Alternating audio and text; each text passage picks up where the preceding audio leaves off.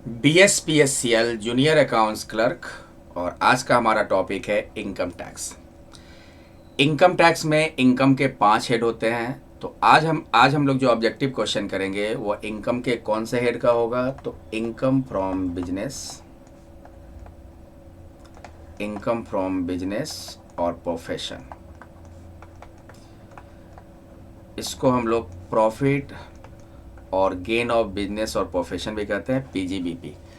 तो income tax में total total 5 head है। 5 हेड कौन कौन सा? पहला income from salary, second income from house property, third हो गया आपका इनकम फ्रॉम बिजनेस और प्रोफेशन, फोर्थ हो गया कैपिटल गेन और फिफ्थ हो गया इनकम फ्रॉम अदर सोर्सेज। तो चलो स्टार्ट करते हैं। आज का हमारा कौन सा हेड का क्वेश्चन होगा? इनकम फ्रॉम बिजनेस और प्रोफेशन का। First number question, under section 44AB the audit of accounts is compulsory if total sales exceed, यानी कि अंडर सेक्शन 44AB के अनुसार अकाउंट्स का ऑडिट कराना कंपलसरी है अगर बिजनेस का टोटल सेल कितना से अधिक हो। तो कहेंगे 10 करोड़।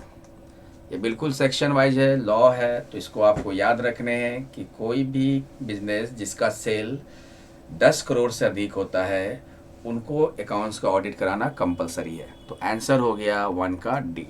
सेकेंड,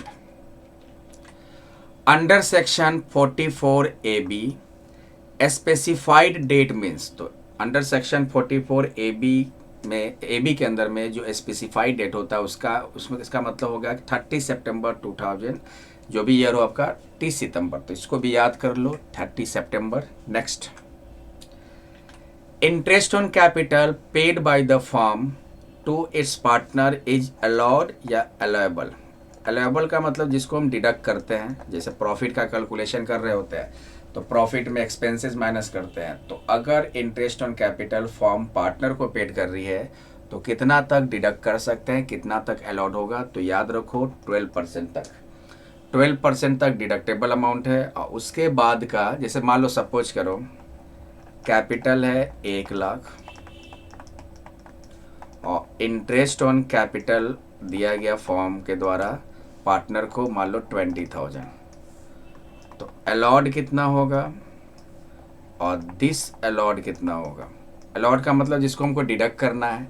तो इंटरेस्ट ऑन कैपिटल 12% तक आप क्या कर सकते हो, अलाउएबल होता है, डिडक्टेबल होता है। तो 1 लाख का 12% यानी कि 12,000।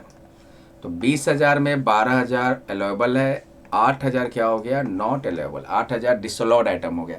तो आंसर हो गया इसका 3 का डी, 12% तक अलाउएबल होता है। Next 4 number, out of the following which expense is not an admissible expenses. Admissible का मतलब सीधा सीधी समझो, नॉट एडमिसेबल का मतलब डिसअलाउड आइटम, जिसको डिडक्ट नहीं करना है। तो बैड डेब्ट्स तो बिजनेस का एक्सपेंस है, ये तो अलाउएबल आइटम हो गया। गुड्स एंड सर्विसेज टैक्स यानी कि GST, ये भी आपका अलाउएबल आइटम है। एक्साइज ड्यूटी भी तो बिजनेस पे ही लगता है, तो ये भी आपका अलाउएबल आइटम हो गया। इनकम टैक्स जो है वो डिसअलाउड आइटम है। तो आंसर हो गया C, 4 का C। ये पर्सनल एक्सपेंस है। बिजनेस के क्या कहते हैं, जो इनकम टैक्स होता है वो बिजनेस के मतलब जो ऑनर है उसके इनकम पे लगेगा। तो इनकम टैक्स आपका क्या होगा? अलाउएबल आइटम नहीं माना जाता है इनकम टैक्स एक्ट के अकॉर्डिंग। इनकम टैक्स एक्ट 1961 के तहत इनकम टैक्स आपका अलाउएबल आइटम नहीं है। तो आंसर 4 का C।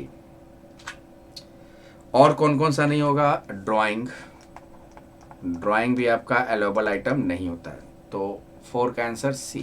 5 number, which of the following expense loss is not admissible as deduction while computing income from business and profession. यानी कि जब इनकम फ्रॉम बिजनेस या प्रोफेशन का कंप्यूटेशन कर रहे होते हैं तो किसको हम डिडक्ट नहीं करते? नॉट एडमिसेबल, यानी कि ये कौन सा आइटम की बात कर रहा है? डिसअलाउड आइटम, जिसको डिडक्ट नहीं किया जाता है। Stock in trade lost in fire, ये अलाउएबल आइटम है, इसको डिडक्ट करेंगे। इंटरटेनमेंट एक्सपेंस, ये भी एम्प्लॉय पे खर्च होता है, ये भी बिजनेस का आपका एक्सपेंस है, ये भी आपका अलाउएबल आइटम है। कमीशन पेड, ये भी आपका अलाउएबल आइटम है। लेकिन आपका ये जो डी नंबर है, 500 paid as fees to a lawyer for drafting the need of agreement of partnership form, ये लीगल एक्सपेंस हो गया। तो लीगल एक्सपेंस जो होता है वो डिसअलाउड आइटम होता है, इसको डिडक्ट नहीं करते हैं। तो 5 का आंसर डी।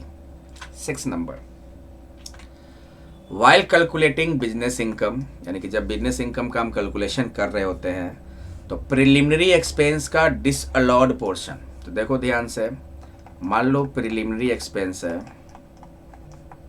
या एक और ले लो, मान लो कैपिटल एक्सपेंस भी ले लो, तो इसका क्या होता है 4/5 जो होगा वो डिसअलाउड आइटम होगा। अब 1/5 ही हम डिडक्ट करते हैं, यानी कि 1/5 क्या हो गया, अलाउड आइटम हो गया या डिडक्टेबल या डिडक्टेड। तो याद रखो 4/5 यानी कि 80%। तो while calculating business income, the disallowed portion of the preliminary expense is 4/5. 7 number, under which the work of a doctor is covered। देखो income from business and profession में दो भाग कर लो, एक बिजनेस और एक प्रोफेशन। तो डॉक्टर का काम किस में आ जाएगा, प्रोफेशन में आ जाएगा। चार्टेड अकाउंटेंट का काम किस में आ जाएगा, प्रोफेशन में आ जाएगा। लॉयर का फॉर्म किस में आ जाएगा, प्रोफेशन में आ जाएगा। तो सीधा सीधी कॉन्सेप्ट है 7 का C. 8 number, A limited spend 1 lakh as preliminary expense. Preliminary expense का मतलब फॉर्मेशन एक्सपेंस माना जाता है इसको। कितना हो गया, 1 लाख। बोल रहा है कि डिडक्शन अलाउड कितना करेंगे, तो 4/5 क्या हो गया, डिसअलाउड हो गया, और 1/5 क्या हो गया, अलाउएबल आइटम हो गया, यानी कि 1/5 ही डिडक्ट करते हैं। तो 1 लाख का कौन सा पूछा, डिडक्शन अलाउड, कितना डिडक्शन करेंगे, तो 1 लाख का 1/5 यानी कि 20,000 आपका अलाउएबल हो जाएगा, और डिसअलाउएबल क्या हो जाएगा, तो 1 लाख का 4/5 यानी कि 80,000। तो पूछ रहा है अलाउएबल आइटम कितना हो जाएगा, 20,000। 8 का answer D. Next, 30,000 paid in cash for hire charge of goods carriage. बिल्कुल लग रहा है कि ये बिजनेस एक्सपेंस है, तो डिसअलाउड एक्सपेंस क्या होगा, तो नील होगा, क्योंकि पूरा का पूरा अलाउएबल आइटम है, पूरा का पूरा अलाउड होगा, पूरा का पूरा डिडक्ट होगा। तो ये आपका कह सकते हो कि डिसअलाउड आइटम ये नहीं है, पूरा का पूरा अलाउएबल आइटम है। तो डिसअलाउड की तो बात ही नहीं हो रही, तो नील हो जाएगा। तो 9 का D. 10 number, a businessman spend 50,000 on advertisement in a souvenir of a political party, he will get a deduction from.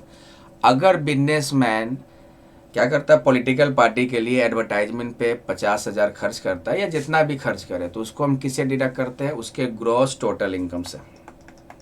Gross total income याद रखिएगा, ग्रॉस टोटल इनकम। नेक्स्ट, एक company incurred capital expenses 1 lakh during the previous year on promotion of family planning amongst its employees. यहाँ पे देखो capital expense है, 4/5 disallowed,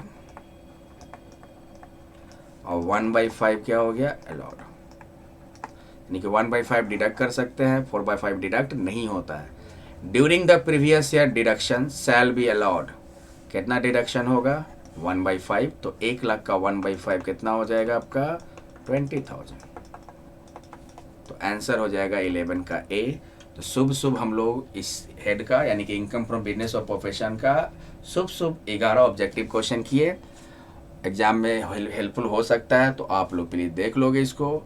और जितने भी बच्चे क्लास में पढ़ते हैं उन सबको यही कहूँगा कि पढ़ाई पे और ज़्यादा फोकस कीजिए और मेहनत बढ़ाइए, क्योंकि एग्ज़ाम अब हो सकता है।